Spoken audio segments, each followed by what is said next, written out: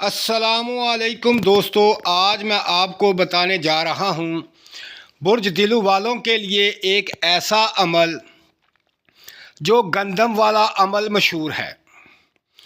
یہ ایک ایسا عمل ہے کہ جس کو کرنے سے رزق کی برسات ہوتی ہے۔ رزق اتنا وسیع ہو جاتا ہے کہ آپ کی زندگی ختم ہو جائے گی لیکن رزق ختم نہیں ہوگا۔ یہ بہت خاص الخاص عمل جو بے تحاشا آزمایا ہوا، بہت سے دوستوں کو بتایا، انہوں نے اس پر عمل کیا اور آج وہ لاکھوں پتی ہیں، کروڑوں پتی ہیں، بے تحاشا رزق ہے۔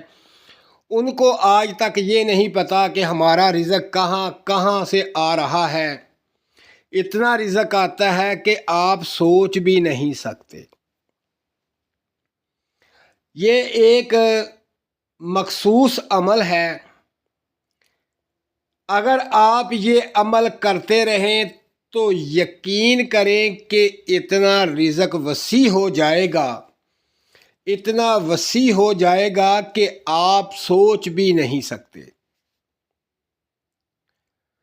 یہ دلوں والوں کے لیے خاص عمل اس لیے ہے کہ وہ لوگ بہت ہی زیادہ خدا ترس ہوتے ہیں، بہت ہی زیادہ حساس ہوتے ہیں، وہ بہت دوسروں کا خیال کرتے ہیں۔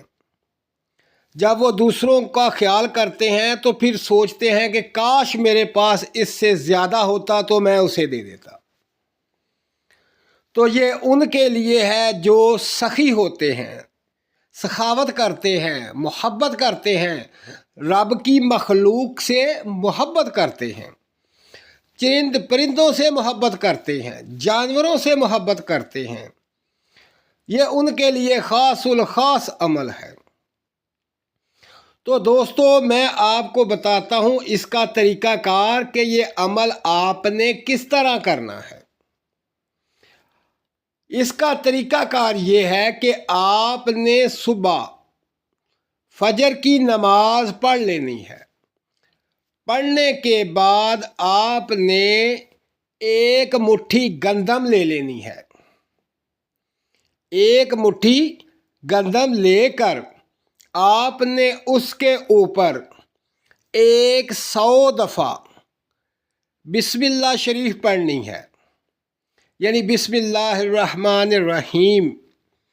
یہ 100 دفعہ پڑھنی ہے اور نیت یہ رکھنا ہے کہ یہ گندم میں اس مالک کائنات کے پرندوں کو ڈال رہا ہوں۔ اور 100 دفعہ پڑھنے کے بعد یہ مٹھی بھر گندم جو ہے آپ نے پرندوں کو ڈال دینی ہے۔ بے شک اپنی چھت پہ ڈال دیں، بے شک کسی پارک میں ڈال دیں، جہاں پر کوے، چڑیاں، جو بھی پرندہ وہاں پہ ہے وہاں پہ ڈال دیں۔ یہ آپ زندگی کا معمول بنا لیں۔ یہ کوئی اتنا بڑا عمل نہیں کہ جو آپ کر نہ سکیں۔ تو ایک مٹھی گندم پر 100 دفعہ بسم اللہ شریف پڑھ کر یہ ان پرندوں کو ڈال دیں۔ پھر آپ دیکھیں کہ مالک کائنات آپ کو کہاں کہاں سے رزق دے گا۔